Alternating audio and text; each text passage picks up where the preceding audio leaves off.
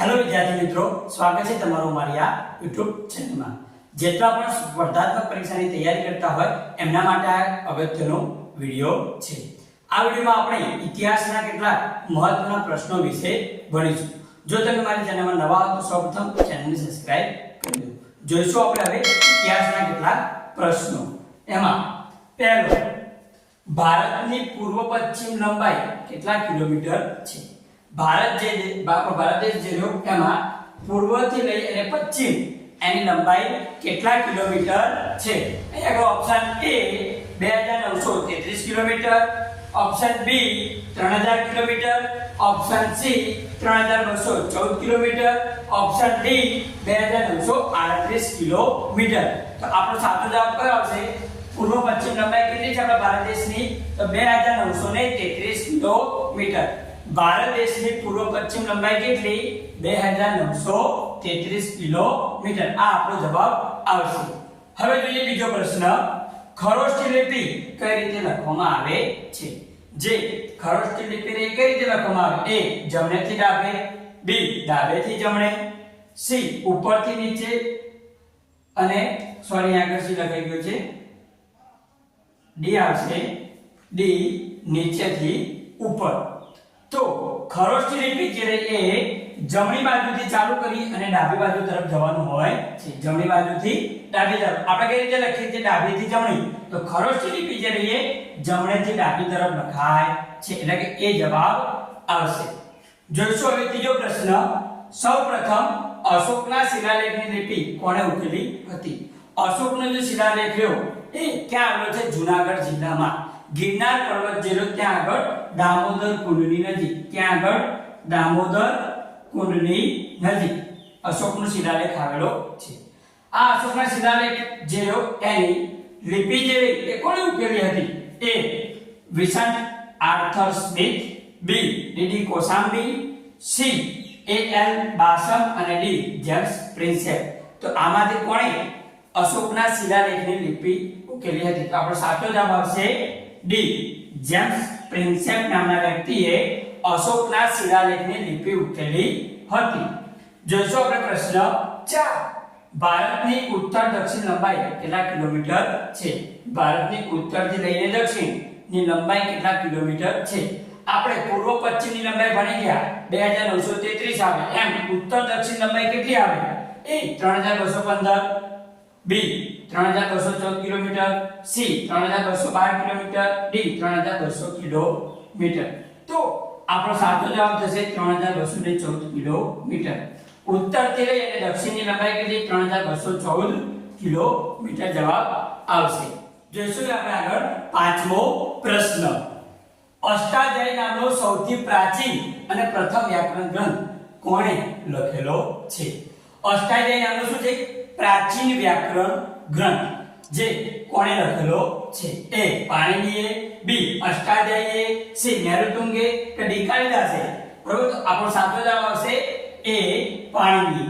પાણિનીએ સૌપ્રથમ વ્યાકરણ ગ્રંથ લખ્યો હતો જેનું નામ છે અષ્ટાધ્યાયી। છઠ્ઠો પ્રશ્ન, ચંદ્રગુપ્ત મૌર્યના શાસનકાળમાં સેલ્યુકસ નિકેટરનો કયો રાજદૂત ભારતમાં આવીને રહ્યો હતો?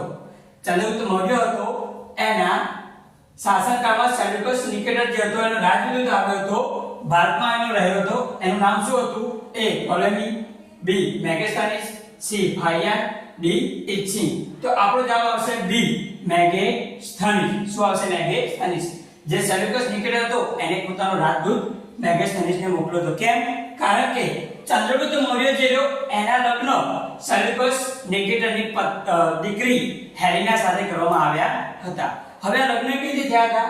તો જ્યારે આ બંને વચ્ચે યુદ્ધ થયું હતું બરોબર, ત્યારે સેલ્યુકસ નિકેટરને આ ચંદ્રગુપ્ત મૌર્યની વીરતા જોઈને એની પુત્રી હેલેનાના લગ્ન કોની સાથે કરાવ્યા હતા? ચંદ્રગુપ્ત મૌર્ય સાથે કરાવ્યા હતા।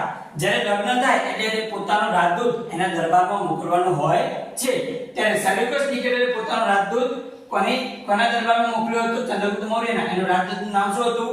મેગેસ્થાનીસ। જોઈશું આપણે આગળનો સાતમો પ્રશ્ન, હાથી ગુફાનો અભિલેખ કોના દ્વારા બનાવવામાં આવ્યો હતો? જે હાથી ગુફાનો જે અભિલેખ રહ્યો એ કોના દ્વારા બનાવવામાં આવ્યો હતો? A રાજા વિજયસેન, બી સમ્રાટ અશોક, સી કલિંગ રાજા ખારવેલ અને ડી પુલકેશી બીજું. તો જે હાથી ગુફાનો જે અભિલેખ રહ્યો એ કલિંગના રાજા ખારવેલ દ્વારા બનાવવામાં આવ્યો હતો. 8મો પ્રશ્ન, પંચમાંગ સિક્કાઓ કઈ ધાતુમાંથી બનાવવામાં આવતા હતા?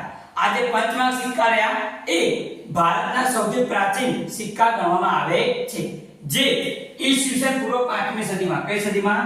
ઈસવીસન પૂર્વ 5મી સદીમાં, બરાબર, ઈસવીસન પૂર્વ 5મી સદીના આ સિક્કા ગણવામાં આવે છે, જેનું નામ છે પંચમાંગ સિક્કા. તો એ તાંબુ અને પિત્તળ, બી સોનું અને તાંબુ, સી ચાંદી અને તાંબુ, ડી સોનું અને ચાંદી. તો આપણો સાચો જવાબ આવશે ચાંદી અને તાંબુ. ચાંદી અને તાંબા આ બંનેમાંથી પંચમાંગના સિક્કા બનાવવામાં આવતા હતા. કોઈ એક બીબામાં ચાંદી અને તાંબુ બંને લઈ શું કરવામાં આવતું? એને દબાવવામાં આવતું, જેથી પંચમાંગના સિક્કા બનતા હતા. તો અહીંયા તમે અહીંયા બાજુમાં પંચમાંગના સિક્કાનું ચિત્ર પણ જોઈ શકો છો. તો આ રીતે આપણે 8 પ્રશ્ન જોયા. જોઈશું આપણે 9મો પ્રશ્ન, હડપ્પા સભ્યતાના લોકો કઈ ધાતુથી અજાણ હતા? હડપ્પા સભ્યતાના જે લોકો હતા એ કઈ ધાતુથી અજાણ હતા? એ સોનું, બી ચાંદી, સી પિત્તળ કે ડી લોખંડ. તો આમાંથી એવી કઈ ધાતુ છે જેથી હડપ્પા સભ્યતાના લોકો અજાણ હતા, એટલે કે જાણતા હતા નહીં? તો આપણો જવાબ આવશે ડી લોખંડ, કેમ કે એ વખતે લોખંડની શોધ થઈ હતી નહીં, એટલે કે લોખંડથી એ અજાણ હતા. હવે 10મા નંબરનું, રાજસ્થાનમાંથી મળી આવેલ કાલીબંગન. કાલીબંગન એ ક્યાંથી મળી આવેલું છે? રાજસ્થાનમાંથી મળી આવેલું એક શહેર છે. તે કઈ નદીના કિનારે આવેલું હતું? આ કાલીબંગન કઈ નદીના કિનારે આવેલું હતું? એ ભોગાવ, બી ગગ્ગર હાકરા, સી તાપી અને ડી નર્મદા. આ છેલ્લા પ્રશ્નનો જવાબ તમારે કોમેન્ટમાં લખવાનો છે. અને આ વિડિયો ગમ્યો હોય તો વિડિયોને લાઈક કરો, આ વિડિયો તમારા મિત્રોને શેર કરો અને મારી આ ચેનલને સબસ્ક્રાઇબ કરો, જેથી તમને આવા નવા વિડિયો જોવા મળે. ધન્યવાદ.